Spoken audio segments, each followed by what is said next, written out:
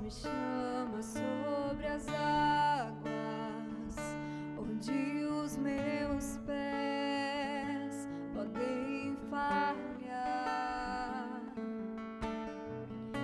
E ali te encontro no mistério, em meio ao mar, confiarei.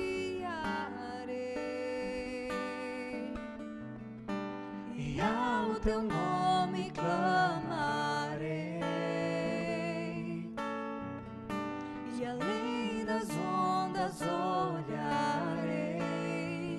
Se o mar crescer, somente em ti descansarei, pois eu sou teu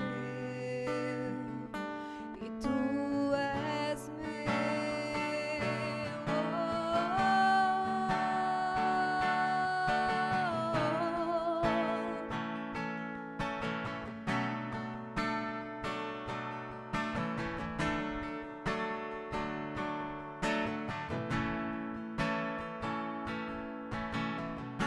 Tua graça cobre os meus temores, tua forte mão me guiará. Se estou cercado pelo medo, tu és fiel, nunca vais falhar. E ao teu nome clamarei, além das ondas, e além das ondas olharei. Se o mar crescer, somente em ti descansarei, pois eu sou teu e tu és meu.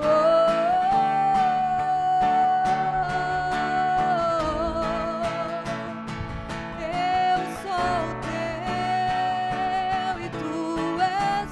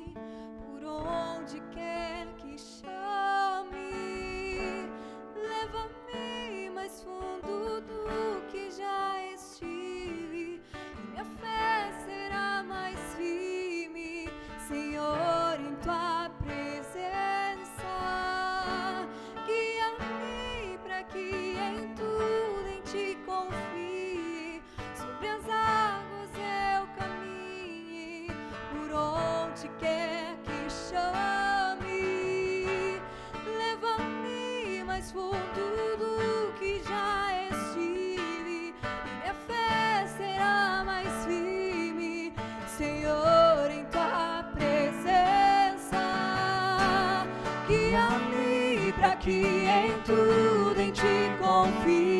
Sobre as águas eu caminhe, onde quer que chame, leva-me mais fundo do que já estive, e minha fé será mais firme, Senhor, em tua presença.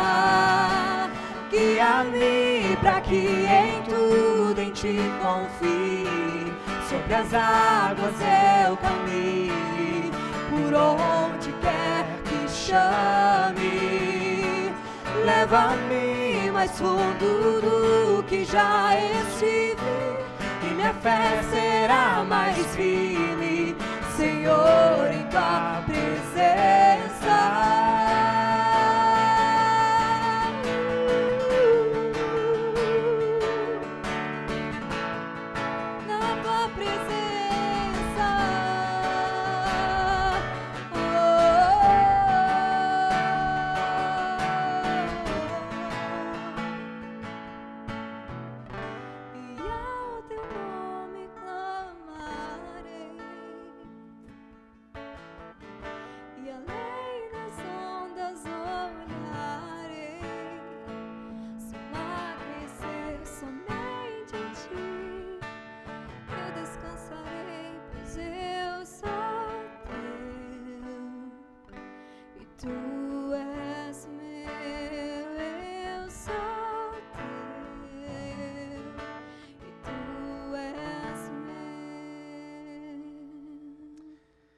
Queridos irmãos, uma ótima noite, um ótimo culto online para você.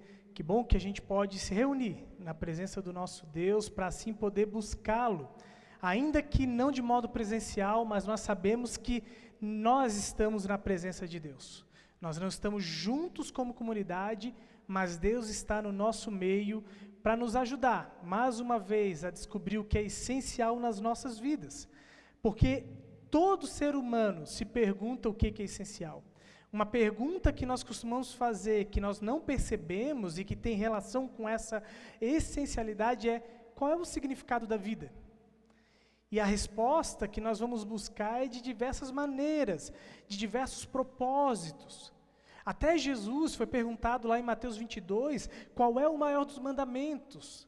Na verdade, estavam perguntando para ele, em outras palavras: Senhor, o que realmente importa nós fazermos? O que realmente é essencial de todas as regras, todas as leis que agradam a Deus? O que realmente importa nós fazermos e não esquecermos em nenhum momento da nossa vida? Por isso, nós assim queremos hoje dar continuidade nessa série que está nos ajudando a entender o que é essencial. Que Deus possa falar mais uma vez ao seu coração. Que você esteja aberto a entender o que Deus quer para você nesse dia, nessa noite, nessa manhã, seja o momento que você está ouvindo essa palavra. Que você tenha o coração aberto a permitir que Deus te mostre o que realmente importa nós fazermos a cada novo dia, em meio a esse momento que nós temos ouvido muito sobre só fazer o que é essencial. Eu convido você, assim como você está, temos um tempo de oração. Vamos falar com Deus? Senhor nosso Deus, nós te agradecemos, Pai, por esse tempo de culto, porque podemos assim adorar o teu nome. Adorar-te lembrando que tu és o Deus que estás no controle de toda a criação, de tudo que acontece. E que em meio a um mundo ao qual a gente é desafiado a descobrir, a fazer somente o que é essencial, Senhor. Nós queremos, a partir da tua palavra, não somente do que os homens falam, mas do que a tua palavra diz, descobrir o que é essencial. Por isso, Deus, venha mais uma vez falar aos nossos corações. Também nos lembrar que é essencial confiarmos em Ti. E obrigado, Senhor, que em meio a tudo isso, nós continuamos, Senhor, permitindo e percebendo o Teu agir nas nossas vidas. Fale mais uma vez conosco. É isso que nós te pedimos, no nome de Teu Filho Jesus, nosso Senhor e Salvador. Amém.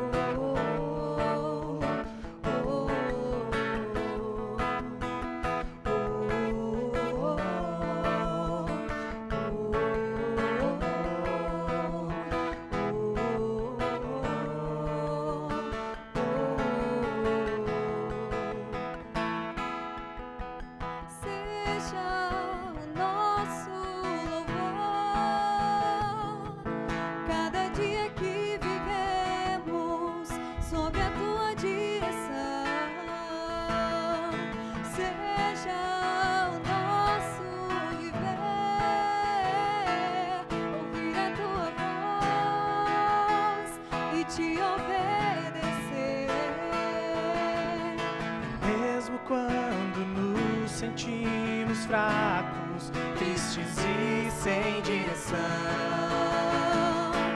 Tu serás a nossa força e a nossa salvação. Tu serás a alegria do nosso coração. O Senhor é nossa força e a nossa salvação. Ele é a alegria do nosso coração. Seja o nosso louvor cada dia que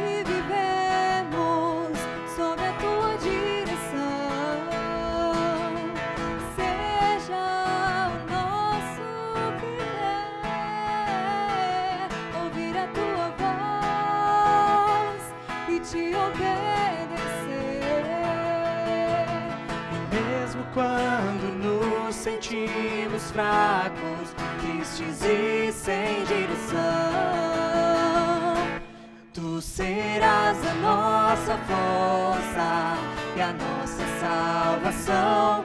Tu serás a alegria do nosso coração.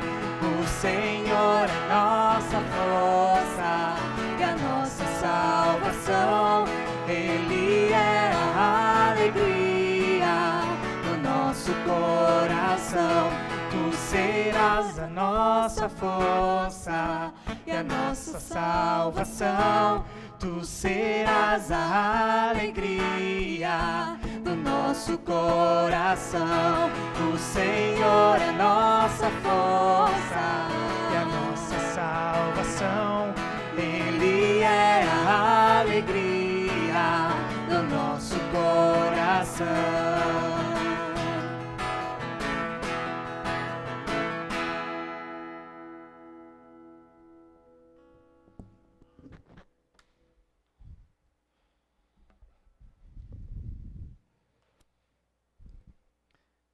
Então, queridos irmãos, nós queremos dar continuidade à nossa série de mensagens com o tema essencial, e nós estamos até aqui, então, falando a respeito justamente disso. O que é essencial? Bom, em primeiro lugar, nós entendemos nessa série que a igreja ela é essencial nas nossas vidas. E o motivo pelo qual a igreja é essencial não está nos nossos locais de encontros e nem na forma como nós realizamos os nossos encontros.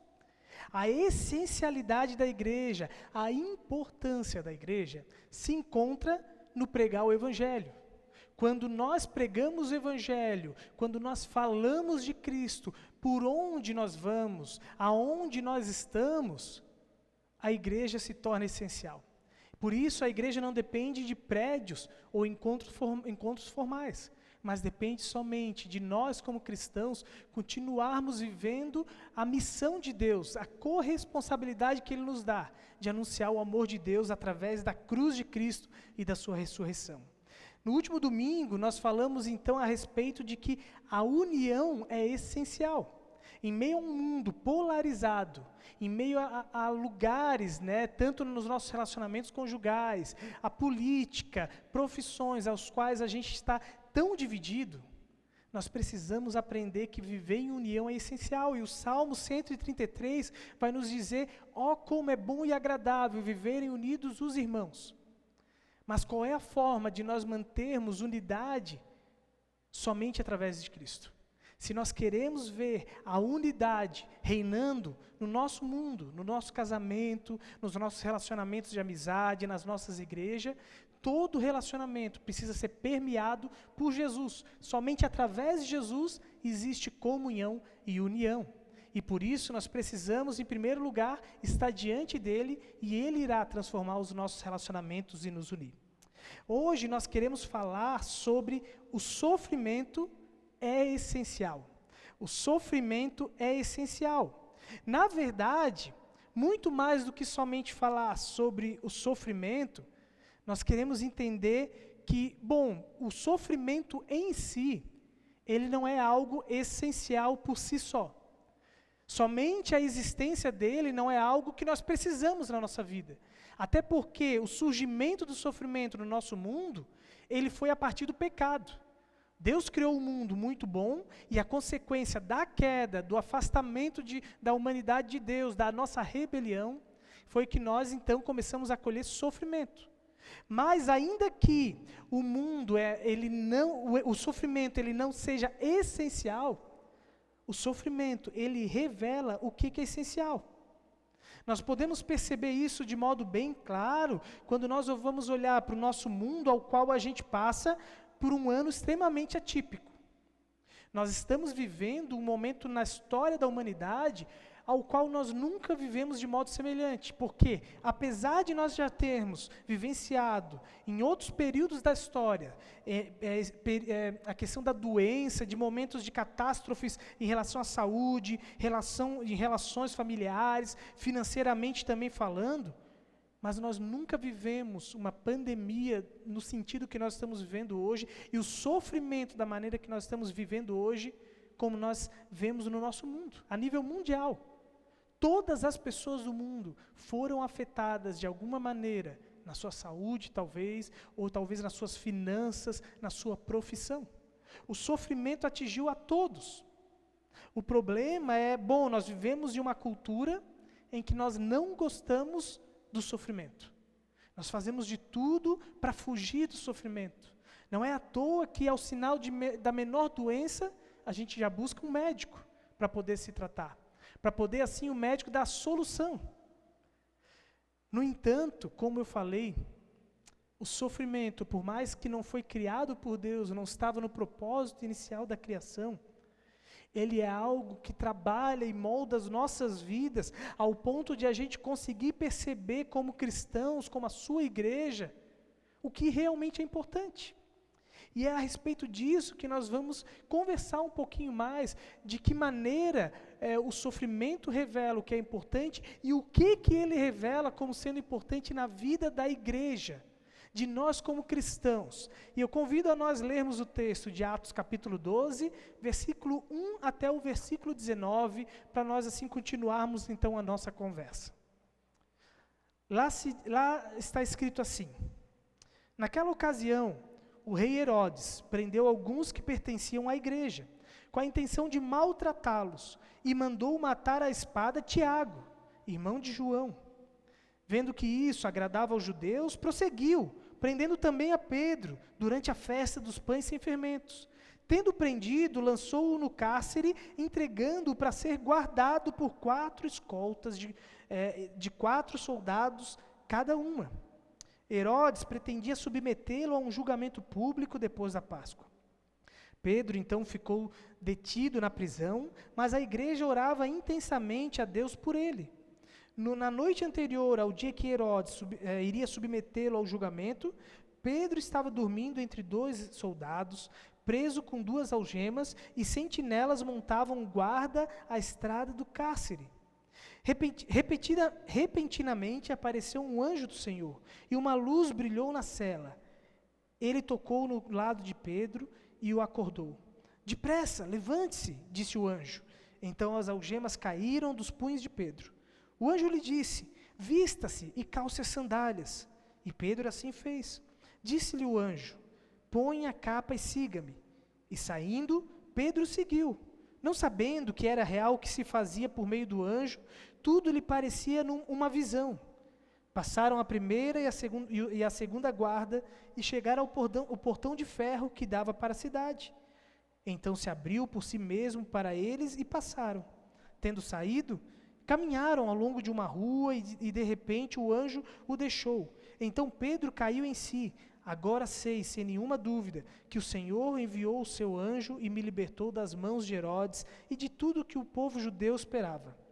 Percebendo isso, ele se dirigiu à casa de Maria, mãe de João, também chamado Marcos, onde muita gente se havia reunido e estava orando. Pedro bateu a porta de alpendre e uma serva chamada Rode veio atender.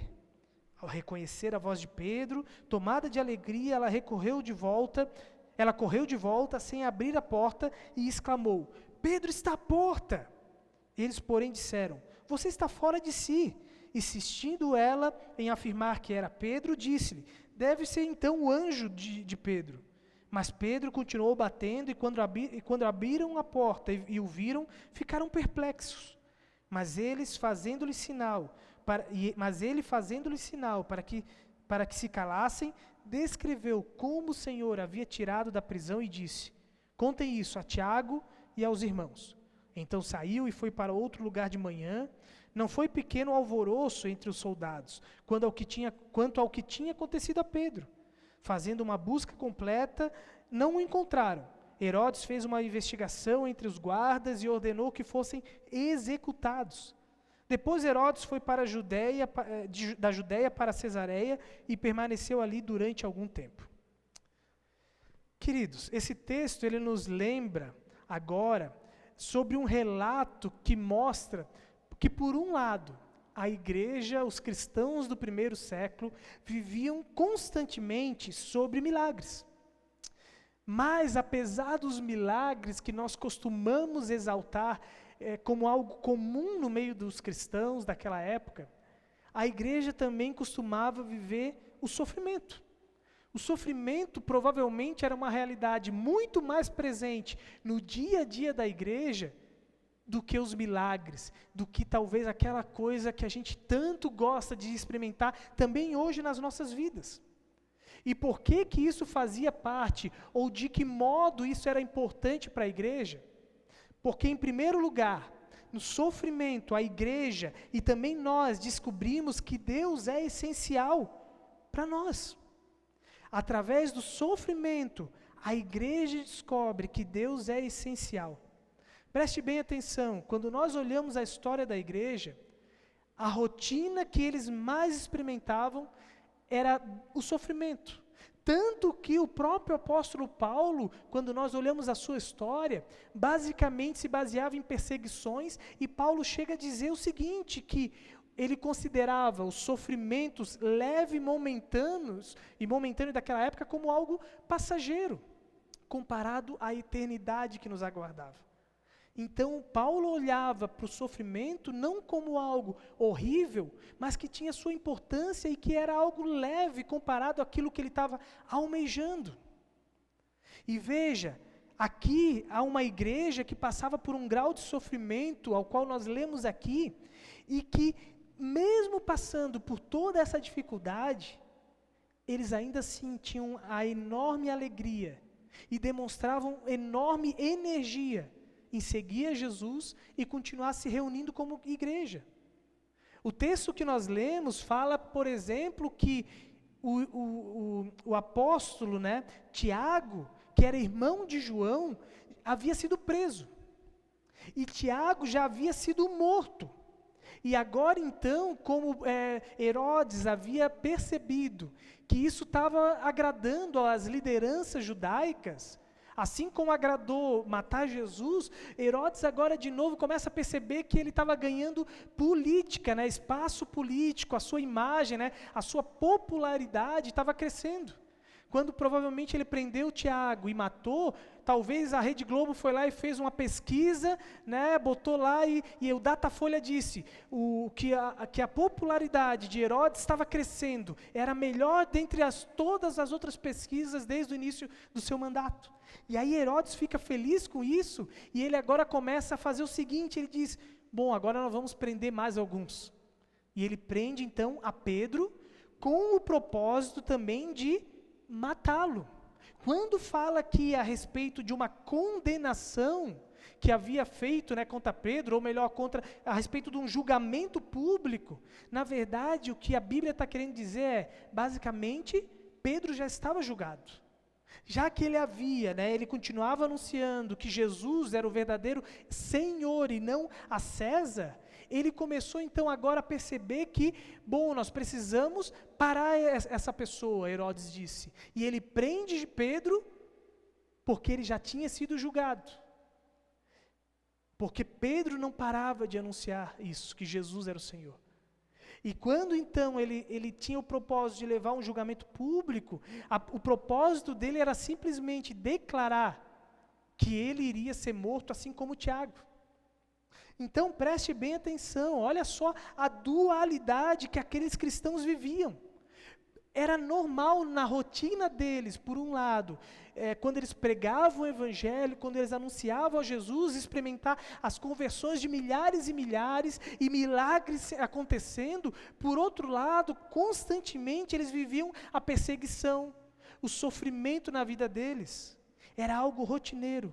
Mas apesar de tudo isso, independente daquilo que eles vivenciavam, se era as alegrias, os milagres ou o sofrimento, eles conseguiam entender que Deus estava no controle de tudo. Eles sabiam que Deus seria glorificado também através do sofrimento deles. O problema é que nós costumamos orar nos dias de hoje para que Deus seja glorificado somente através das vitórias, através do nosso sucesso, mas nós não queremos que Deus seja glorificado através do nosso sofrimento. Mas Jesus não nos ensina que o sofrimento é algo que não vai existir na nossa vida. Quando nós, como cristãos, achamos que podemos declarar que o mal não vai existir, que o sofrimento não vai existir na nossa vida, na verdade nós estamos tirando textos de contextos. Porque quando nós olhamos para a Bíblia, nós vamos ver dizendo que, sim, nós podemos orar pelo pão de cada dia, Jesus fala. Mas ele não está falando que nós vamos agora ser ricos. Ele fala para nós orarmos pelo essencial, que é necessário para viver. Jesus não nos promete que nós não vamos ter sofrimento, mas Ele nos promete que vai estar conosco todos os dias.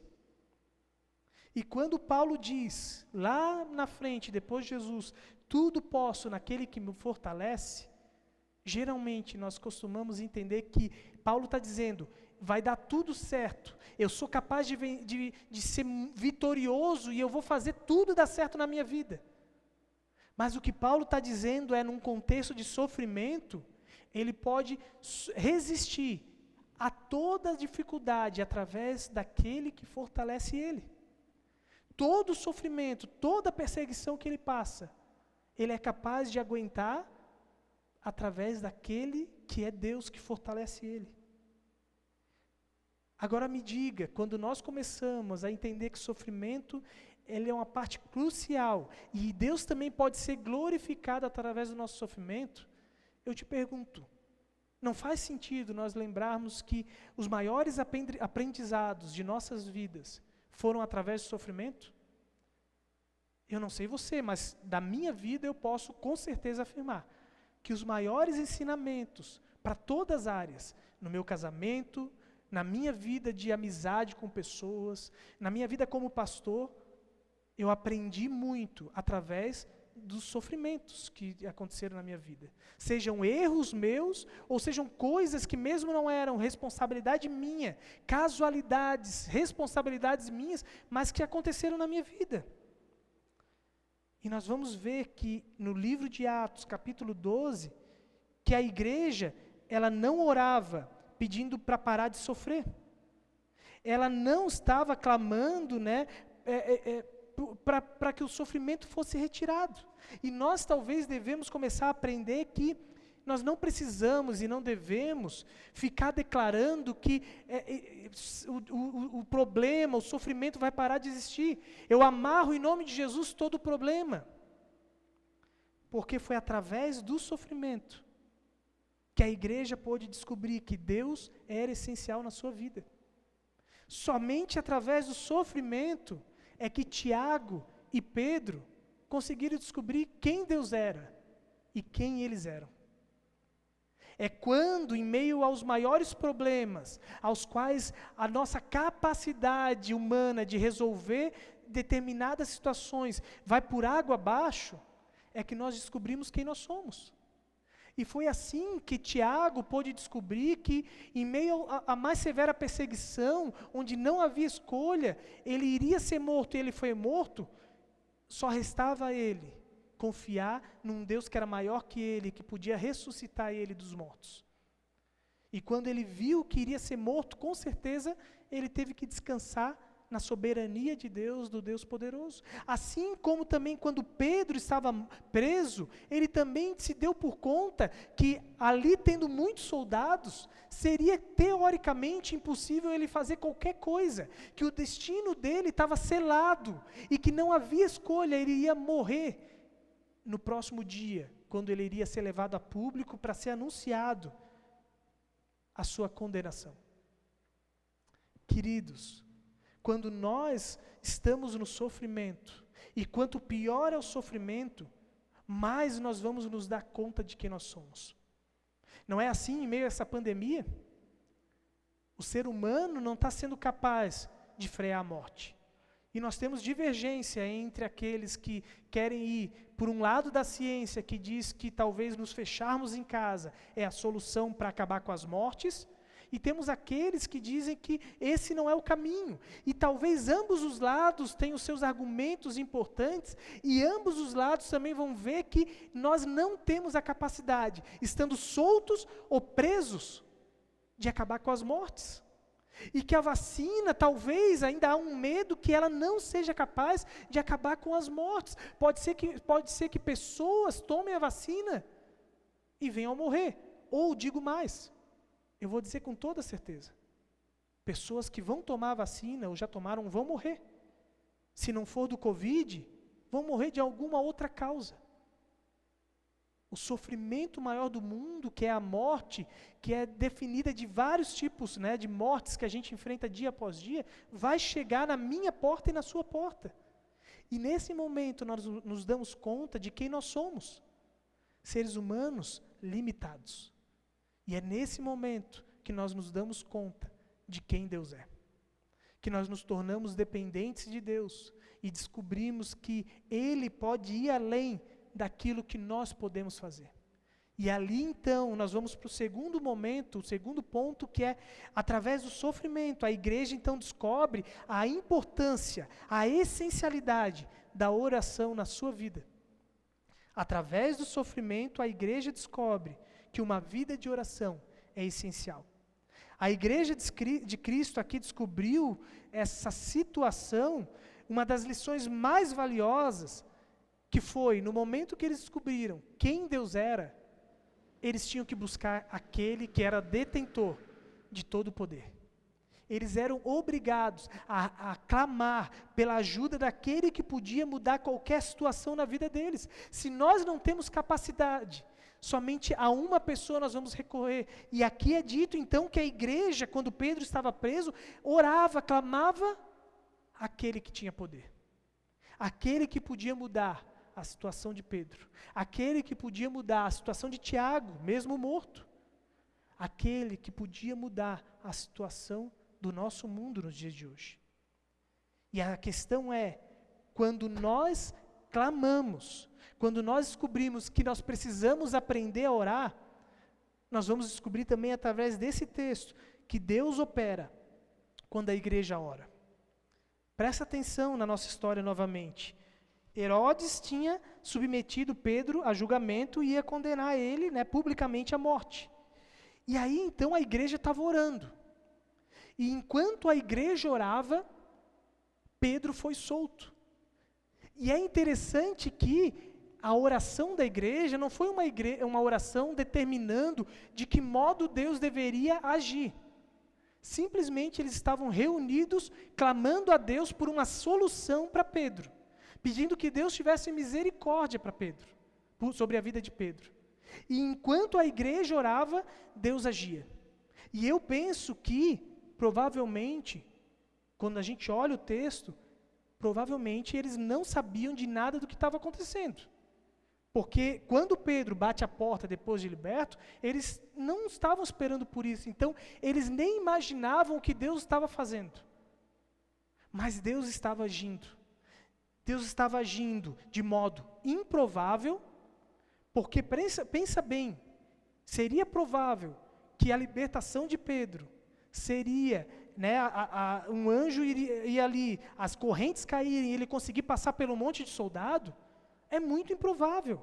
E é mais ainda impossível, né, quando nós nos damos conta de que um anjo aparece ali e ele sai e ninguém percebe o que está acontecendo. Deus age de maneira improvável e impossível.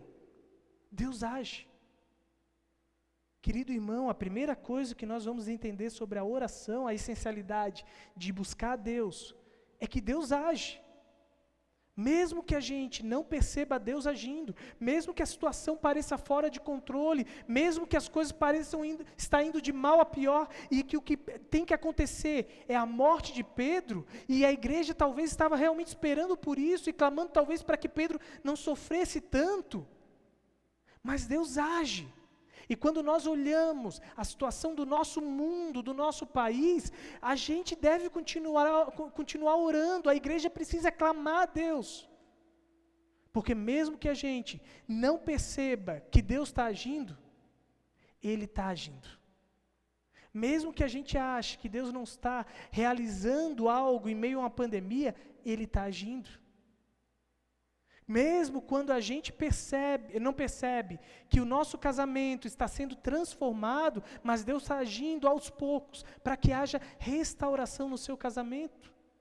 Para que assim, situações na sua empresa possam ser solucionadas, mesmo em meio à pior pandemia, continue orando, porque Deus está agindo. Mas eu preciso dizer ainda mais uma coisa. Quando nós olhamos para essa igreja, nós vamos perceber que talvez eles não acreditavam que Deus iria responder a sua oração. E nós também precisamos nos perguntar hoje, será que nós acreditamos que Deus responde orações? Porque olha o que aconteceu com Pedro e com essa igreja. Eles estavam orando através de portas trancadas. Pedro é liberto. Quando Pedro bate na porta e a pessoa ali vai atender sem abrir, ela não entende muito bem e tal, mas sai correndo para chamar e diz, olha, Pedro está na porta. E eles, tu tá louca, mulher? Daí ela, não, pode ser que eu esteja louca, então é outra pessoa. Aquelas pessoas estavam orando, mas não esperavam que isso poderia acontecer. Eles não esperavam e não conseguiram acreditar que Deus havia respondido a sua oração. E assim também, muitas vezes na nossa vida, a gente precisa se perguntar, será que quando nós oramos, nós esperamos que Deus vai responder a nossa oração? Quando nós oramos para que Deus acabe com a pandemia, nós estamos esperando por isso? Quando nós oramos que o nosso casamento vai ser restaurado, nós realmente acreditamos e fazemos isso na expectativa de que Deus vai responder em algum momento? Eu acredito, eu penso que olhando para a história desses cristãos, hoje nós também, muitas vezes, oramos sem acreditar que Deus pode responder. Mas eu tenho uma boa notícia para você, porque ainda que nós não acreditemos que Deus vai responder a nossa oração, essa história vai mostrar que nem sempre a igreja consegue acreditar no agir de Deus. Mas ainda assim, Deus age e exerce a sua misericórdia. E ainda assim, responde a nossa oração, mesmo quando nós não cremos. Porque foi isso que aconteceu. A igreja não esperava que, de verdade, Pedro iria ser liberto. Ou não naquele momento, talvez iria demorar. Mas Deus age apesar daquilo que nós esperamos. E esse é um problema sério, porque muitas vezes nós limitamos a nossa gratidão ao agir de Deus e também a nossa resposta de oração às nossas expectativas. Nós criamos expectativas irreais sobre Deus e sobre o seu poder. Muitas vezes nós limitamos Deus e o seu poder e achamos que Deus não pode fazer também coisas milagrosas, coisas superiores, improváveis, assim como fez na vida de Pedro, também nos nossos dias. Muitas vezes, talvez nós não oramos, porque nós não acreditamos ou limitamos que, se a ciência não pôde salvar um meu parente, Deus não vai conseguir, e Deus não vai fazer isso. Se determinadas situações na história Deus não mudou, o ser humano não mudou, Deus não vai querer mudar. Querido, é uma notícia extraordinária quando nós nos damos conta de que mesmo que a nossa fé seja pequena, Jesus diz que se nós tivermos fé do tamanho de um grão de mostarda, tudo pode ser feito. E mesmo que então ele está dizendo, mesmo que a tua fé for pequena, pela misericórdia de Deus, Ele age e faz acontecer coisas. Por isso, eu quero terminar com 3 coisas que você precisa entender. Em primeiro lugar, você já descobriu quem você é e quem Deus é? Você já descobriu quem você é e quem Deus é? É essencial, o sofrimento é essencial nas nossas vidas para que a gente descubra quem nós somos e quem Deus é. Através dessas situações que nós estamos passando, através da pandemia, Deus está revelando quem o ser humano é. Deus está nos mostrando, jogando na nossa cara, quem nós somos. Seres humanos falhos, limitados, e nos mostrando que nós precisamos de um Salvador, que precisamos dele, que é detentor de todo o poder, criador de todo o mundo, e que ele pode restaurar o nosso mundo, e ele já está restaurando através de Jesus. Você já se deu conta do quão limitado você é? Segundo lugar, se Deus é essencial, o que tem te impedido de entregar as suas preocupações aos cuidados dele e descansar?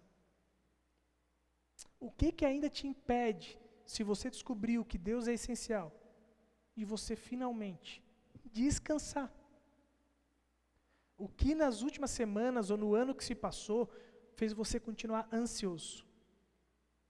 Está faltando você buscar a Deus? Você parar e entregar nas mãos dele? Então, terceiro ponto, vamos orar. Esse é o meu convite para nós como igreja. O sofrimento revela quem Deus é e que nós precisamos clamar a Ele, porque Ele é quem pode resolver toda a situação.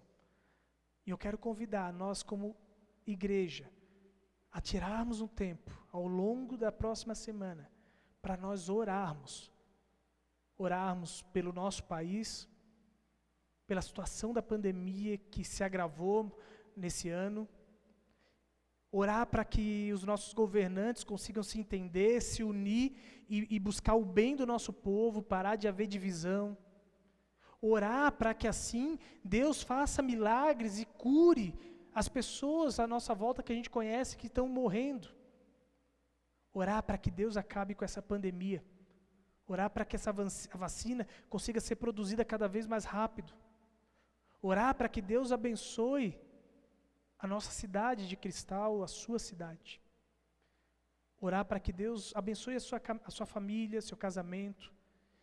E eu quero te convidar a fazer isso 2 vezes ao longo de cada dia da semana. Que você tire um tempo ao longo do meio-dia, a partir do meio-dia, pelo menos 15 minutos, e também ao final do dia, também à noite, a partir das 8 horas até as 9, também pelo menos 15 minutos de oração. Ao longo dessa semana, até o domingo que vem, todos os dias, pelo menos 15 minutos de oração, no período da manhã e no final do dia. Para que a gente possa clamar a Deus, lembrando que Ele é essencial. É Ele quem pode resolver a situação do nosso país. É Ele quem pode resolver a situação da pandemia. É Ele quem pode dar sabedoria aos seres humanos para que essa pandemia acabe. E eu quero convidar, nós já fazemos isso agora, nesse tempo de culto, orando a Deus. Senhor nosso Deus, nós queremos, Pai, assim, diante de Ti nessa noite, te agradecer que o sofrimento, por mais que não é algo natural, mas que através dele, tu continuas nos moldando e nos mostrando o que realmente é importante na nossa vida. E obrigado que através do sofrimento, tu nos mostra quem nós somos e quem tu és. Obrigado que nós nos damos conta que tu, Senhor, é essencial para que haja salvação do nosso mundo, para que haja a solução para a morte, para o sofrimento. Somente tu pode acabar com toda a dor e todo o sofrimento. E obrigado que tu tens nos ensinado através do sofrimento isso, através dessa pandemia. Senhor, nós queremos clamar a Ti, sabendo que é essencial Te buscarmos. Tem misericórdia do nosso país. Senhor, traz salvação sobre o nosso país, traz cura, Senhor, para essa doença, Senhor. Senhor, que as vacinas cheguem mais rápido, cada vez mais rápido no nosso país. Dê sabedoria para os nossos governantes, una os nossos governantes para que eles não fiquem brigando pelo poder e quem está mais certo, mas sim que eles se unam em torno, Senhor, de salvar vidas de verdade, Senhor. Não importa se é abrindo ou fechando, Senhor, a solução, mas que Tu dê sabedoria e um coração a eles, disposto a chegarem a um consenso, Senhor, de qual é a solução. Dê sabedoria, mostre para eles qual o caminho trilhar. Senhor, acabe com essa polarização do nosso país. E é difícil, talvez, nós acreditarmos que isso é possível. Mas, Senhor, nós sabemos que Tu podes. E queremos descansar que Tu estás agindo em meio a um mundo que nós talvez não percebemos, aparentemente, o Teu agir.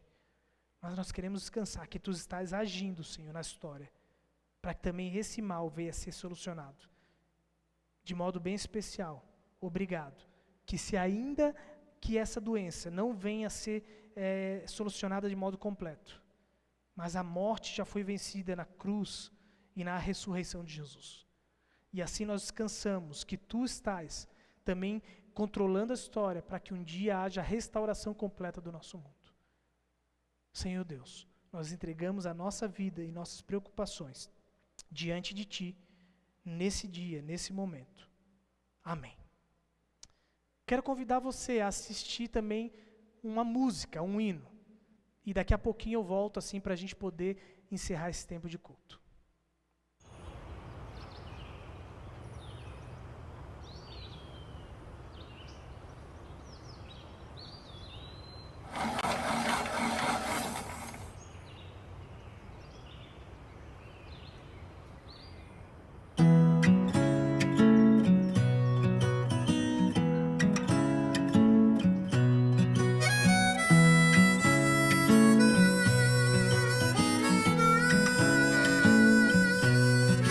Na dor todo mundo é igual, na dor todo mundo chora. Na dor a gente lembra de fugir do mal, quando ela passa a gente esquece e volta. Na dor a gente quer perdão, na dor pedimos mais misericórdia. Na dor a gente quer ter mais gente em volta, quando ela passa a gente quer discórdia.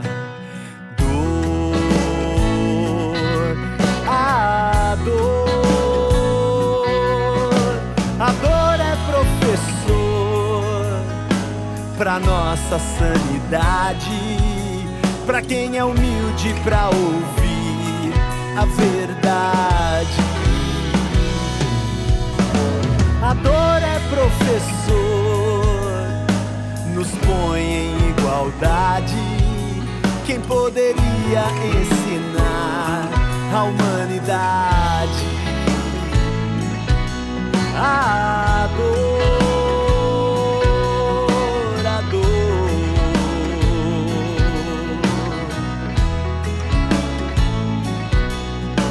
Quem sofre quer ficar de pé, e todo mundo reza noite e dia. Deus vira pai, os homens são irmãos de fé, e quando passa tudo é utopia. Na dor ele se fez igual, morreu a morte pra mostrar a vida. A dor parece iluminar esse velho portal, pro mundo ver que existe uma saída. Dor, a dor. A dor é professor pra nossa sanidade, pra quem é humilde pra ouvir a verdade. A dor é professor, nos põe em igualdade. Quem poderia ensinar a humanidade?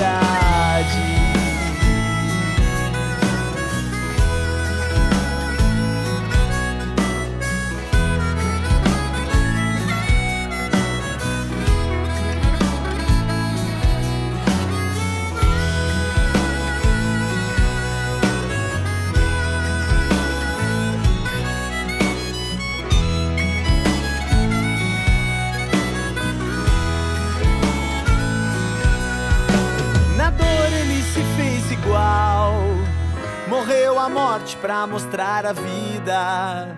A dor parece iluminar esse velho portal, pro mundo ver que existe uma saída. A dor é professor pra nossa sanidade, pra quem é humilde pra ouvir a verdade. A dor é professor, nos põe em igualdade. Quem poderia ensinar a humanidade? A dor, a dor, a dor, a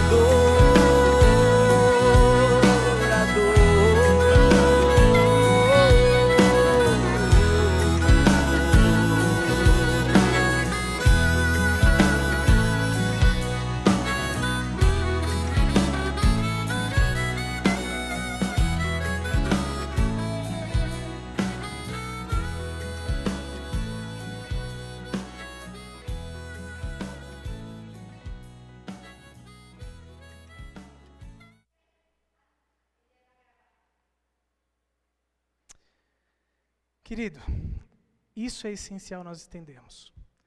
Ou uma das essencialidades. A dor, ela nos ensina a mudar muitos conceitos nossos. E o meu desejo é que, assim, quando nós entendermos quem Deus é, a gente possa, assim, continuar buscando a Ele, porque Ele é a solução, como nós ouvimos nessa música, né?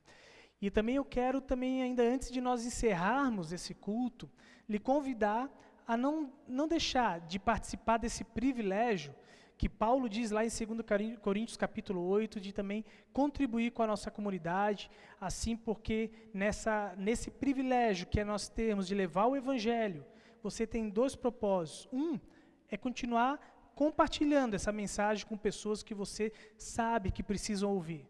2, é um privilégio nós contribuirmos para que o Evangelho avance também financeiramente.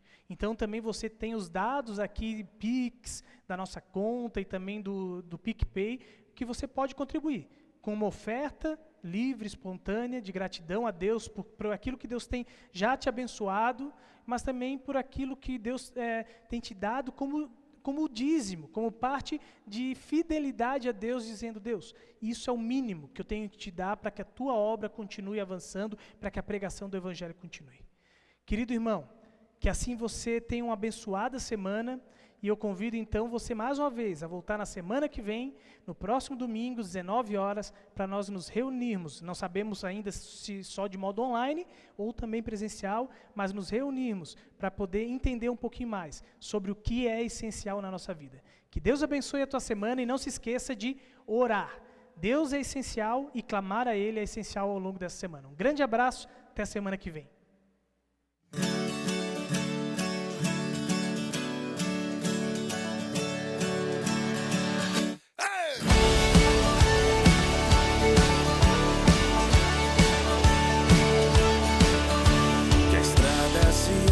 Tua frente, que o vento sopre em teu rosto, que o sol resplandeça em tua face, que a chuva caia suave em teus campos, e mesmo ao se levantar sozinho, que Deus lhe envolva em seu amor e a paz, encharque o coração e até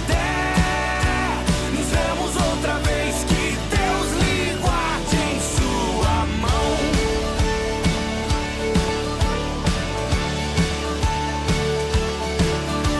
que as gotas da chuva em teu rosto, com a brisa lhe tragam alívio, que as tarefas comuns e diárias não sejam o peso ao teu coração, e mesmo ao se levantar sozinho, que Deus lhe envolva em seu amor e a paz, encharque o coração e até nos vemos outra vez, que Deus lhe guarde em sua mão, que Deus lhe envolva em seu amor e a paz, encharque o coração e até nos vemos outra vez, que Deus lhe guarde em sua mão.